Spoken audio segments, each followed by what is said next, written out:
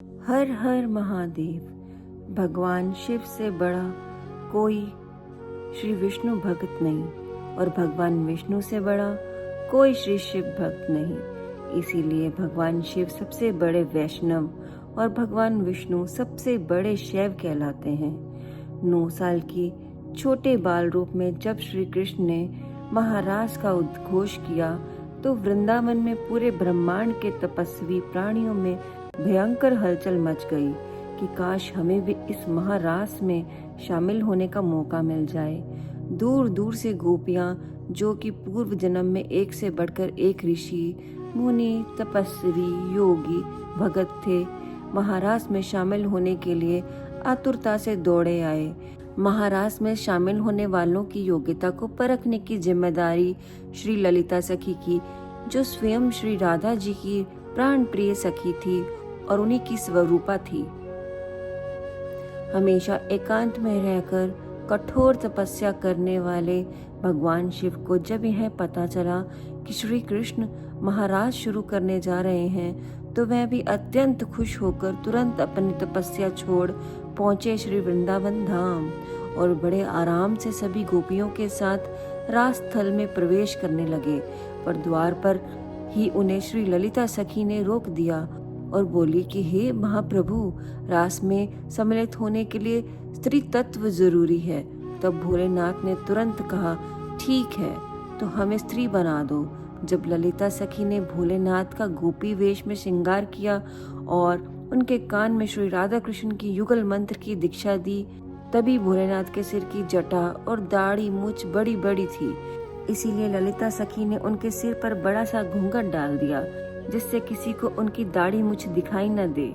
महादेव भोलेनाथ के अति बलिष्ठ और बेहद लंबे चौड़े शरीर की वजह से वो सब गोपियों से एकदम अलग और विचित्र गोपी लग रहे थे, जिसकी वजह से हर गोपी उनको बड़े आश्चर्य से देख रही थी। महादेव को लगा कि कहीं श्री कृष्ण उन्हें पहचान न ले, इसीलिए वह सारी गोपियों की भीड़ में सबसे पीछे जाकर खड़े हो गए।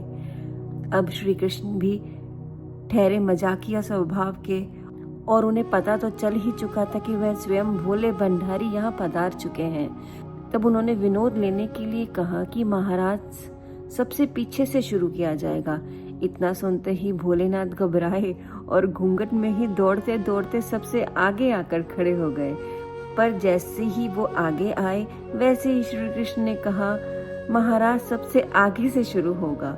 तब महादेव फिर दौड़कर पीछे पहुंचे तो श्री कृष्ण ने कहा, रास पीछे से शुरू होगा। तब महादेव फिर दौड़ दौड़ कर आगे आए। इस तरह कुछ देर तक ऐसे ही आगे पीछे चलता रहा और बाकी की सभी गोपियां आश्चर्य से खड़े होकर श्री कृष्ण और श्री महादेव के बीच की लीला देख रही थी। मैं यह सोच रही थी कि ये कौन सी गोपी है जो दिल डोल से तो भरी भरकम है, पर बार बार शर्म आकर कभी आगे भाग रही है तो कभी पीछे की ओर। जैसे लग रहा है कि श्री कृष्ण भी इसको जानबूझकर हैरान करने के लिए बार बार आगे पीछे का नाम ले रहे हों। कुछ देर बाद श्री कृष्ण ने कहा कि महाराज सबसे पहले इस चंचल गोपी से शुरू होगा जो स्थिर बैठ ही नहीं रही है। यह कहकर श्री कृष्ण ने भोलेनाथ का घूंघट हटा दिया और आनंद से उद्घोष किया, आओ गोपेश्वर महादेव, आपका इस महारास में स्वागत है। और इसके बाद जो महोत्सव ऐसा हुआ कि ऋषि महर्षि भी हाथ जोड़ नेति नेति कहते रहे। इस महारास के महासुख को शब्दों में बयान नहीं किया जा सकता। तब से आज तक भगवान शिव शंकर वृंदावन में गोपेश्वर रूप में निवास करते हैं। वृंदावन के गोपेश्वर महादेव मंदिर से जहाँ उनका रोज शाम को गोपी रूप में नित्य रास के लिए श्रृंगार किया जाता है। श्री गोपेश्वर महादेव का दर्शन और उनकी इस कथा का चिंतन करने से श्री कृष्ण की भक्ति में वृद्धि आती है और इस कलयुग में भक्ति ही वो सबसे सुलभ तरीका है जो इस लोक के साथ परलोक में भी सुख प्रदान करती है। तो सभी बोलिए गोपेश्वर महादेव की जय, कृष्ण कन्हैया लाल की जय।